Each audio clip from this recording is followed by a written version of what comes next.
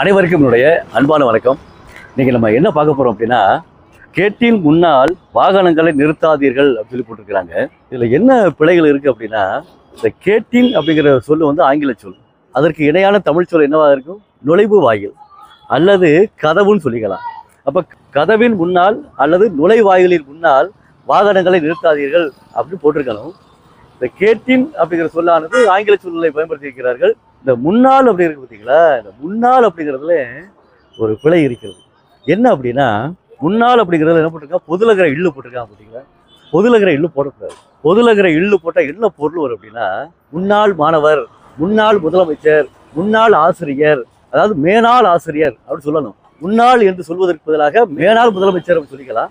ஆனால் கேட்டின் முன்னாள் அப்படிங்கும்போது எந்த இல்லு வரணும் அப்படின்னா, மேல் நோக்கு நகர இல்லு வரணும். அதாவது குண்டு இல்லுன்னு சொல்லுவாங்க பார்த்தீங்களா.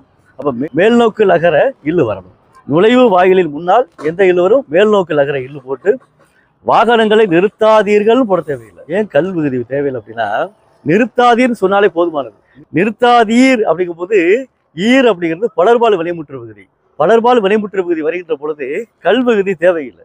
அப்ப என்ன செய்யணும் அப்படின்னா, நுழைவு வாயிலின் முன்னால் குண்டைகளை போட்டு வாகனங்களை நிறுத்தாதீர் அப்படின்னு சொன்னாலே போதுமானது. ஏன் கல் போட தேவையில்லை அப்படின்னா, இரு ஈர் அர் ஆர் அப்படிங்கிறதெல்லாம் பலர்பால் வினைமுற்று விகுதி. பலர்பால் வினைமுற்று விகுதி வருகின்ற பொழுது கல் விகுதி தேவையில்லை. அப்ப நிறுத்தாதீர், சொல்லாதீர், வேண்டாதீர், அப்ப கல் விகுதி போட தேவையில்லை. சரிங்களா? நுழைவு வாயிலின் முன்னால் வாகனங்களை நிறுத்தாதீர் அப்படி போட்டால் மிகச் சிறப்பாக இருக்கும். இனி வரக்கூடிய காலகட்டங்களில் எந்த லகரம் வரும் என்பதை பார்த்து தெரிந்து அதை புரிந்து விளம்பரங்களை அமைக்குமாறு அன்போடு வேண்டுகிறேன். நன்றி, வணக்கம்.